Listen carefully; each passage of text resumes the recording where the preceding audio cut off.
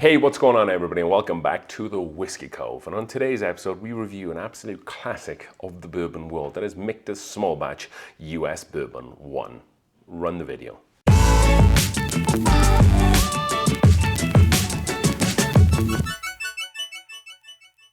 And folks, thank you for joining us for another new and exciting episode here on the Whiskey Cove, where we will be reviewing this absolute fundamental bourbon of the bourbon landscape here in the US of A, and that is Michter's Small Batch Bourbon, the US 1 blend. So this bottle, we did a little bit of a comparison with the Michter's 10 not so long ago, and I thought that as we're going to do a couple of reviews here on the Whiskey Cove of some of the core whiskies that we haven't done reviews on previously, and we're going to be doing that in the next couple of weeks or so. What a great bottle to add to that list. Anybody who knows whiskey knows that this is a bit of a cornerstone or a culture bottle, if you like. This bottle of whiskey is around $40 or so. ABV on this guy is going to be 45.7% ABV or 91.4 proof. Michter's always like to do these weird decimal place proof and ABVs to really mess with our social media YouTube reviewers as we're drinking whiskey and trying to put together the ABV and the proofs to make it that little bit difficult for us. Where can you find this bottle of whiskey? Well, basically just about everywhere. It's probably harder not to be able to find it. I find it in most stores. You see it at Costco's, you see it at Sam's Clubs, you see it at small liquor stores, big liquor stores, cardboard liquor stores. You see it just about everywhere. So we already have poured this whiskey as it's kind of been sitting here. And as I've just been waffling away, I've been tasting a little bit as it's been airing itself out here. Whiskey in the glass is lighter than gold, more like hay color, and I think that probably lends to the ABV of this whiskey. It's not really sticking to the glass or anything. Let's go in for a nose here. It's a little malty, a little bready on the nose. There's a little bit of sweetness, there's some corn kind of running through it too. I get caramel popcorn. Maybe a little yeasty too, coming from that bready note. Just a bunch of caramel there, like a really nice sweet caramel sauce, which is always good in anything, really. Some faint wood, some faint dusty wood. Doesn't nose like it's been sitting on wood years and years and years. If I can find the age of the whiskey, I'll definitely put it on the screen. But a lot of what Michter's do is undisclosed, like the mash bills and the age and whatnot, and their sourcing. Little vanilla, but very subtle. You are gonna have to pull out some of this stuff, and I think mostly because it's a low proofer, but it is a little bit subdued on the nose. Let's go in for a taste here. So it does come across a little thin on the palate. However, there are some components to this that definitely help it along its way. It's a little dry and tanniny on the palate.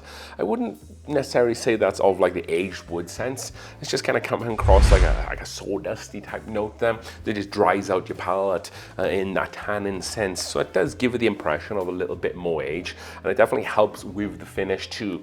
That malty, sweet maltiness does kind of carry through to the palate. That caramel sauce is there too alongside with it. That definitely helps some of the body here, but it is definitely thin on the palate. It doesn't really coat the mouth. It's not really oily, and maybe I'm putting impressions upon this whiskey that it isn't, because it is a lower tier whiskey. It is, $40 or so, and it is a low proofer. So an entry level bourbon, this is what this bottle is. Let's go in for another taste here. More of that caramel sauce and brown sugar, vanilla wafer, very pleasant. There's nothing off-putting on the palate. There's just not really much there. Maybe a touch of like candied cherry and some like gummy worms going on there, but you're really digging in and trying to find this. It has some of those nice sweet caramel sauce characteristics, but even after the first kind of touches on your tongue, it does fall away a little bit. There's not much of a finish here, even with that oak tanniny or sawdust tanniny note there. It does kind of fall away, which is what you're gonna get from a lot of entry-level whiskies. And this is not that kind of $200 Michter's 10 bottle, so you kind of have to classify it with that. However, I will say, even though it's Michter's entry-level bottle, it's still $40. So with that being said, it comes for the scoring. Before we do, we are doing a 10,000 subscriber giveaway where we're giving away a bottle of Old Rip Van Winkle 10, Wild Turkey Rare Breed, non-chill filtered. And most recently, a John J. Bowman single barrel. If you want to win one of those 3 bottles, or even more bottles when we announce them as we get to 10,000 subscribers, you have to be a subscriber, have to be 21, and after this video, go down below with the link, hit the link, and then sign up for your free ticket there. So score of 100, we do 0 through 100, and then value for money, we do A through F. So value for money, I'm gonna give this a C, right middle of the road. No, I'm not gonna give it a C, I'm gonna give it a D. I'm gonna give it a D. I don't think it's average. I think it's a little below average in terms of price. I think there's a lot of better options out there for a lot cheaper. Evan Williams Bottled in Bond being 1, Early Times Bottled in Bond being 2. You have Heaven Hill 7-year Bottled in Bond being 3. Yes, those are all Bottled in Bond whiskies, and this isn't, but there's other ones out there that are just better than this, like a 1792 small batch, or the single barrel is definitely better than this. So I would say this a little below average for value for money.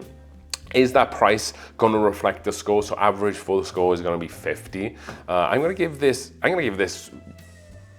49 out of 100. So a slight score below middle of the road, which is 50. However, you know, as you'll see my scoring grade, there are, you know, there's some qualities like that, but very, very small amounts. So it is average, bang average, if you like. And I would lean towards other things for the money. It's a good bottle of whiskey to have. A lot of people who drink Michters really like this bottle because it's a lot softer on the palate, has more sweeter notes there too. And I get that.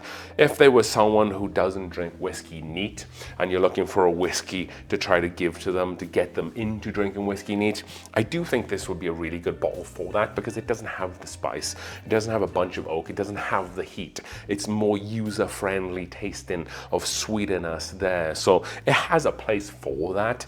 However, I think that my palate has just moved past that, and that's fair. You know, different people have different palates and they're at the different stages of their whiskey journey. So if you're someone just at the beginning, then this is probably the perfect bottle for you. So with that being said, 49 out of 100, value for money, a little on the lower side on D.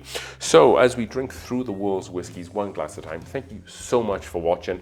Now that the video's over, you can go down below and sign up for that free giveaway. Cheers.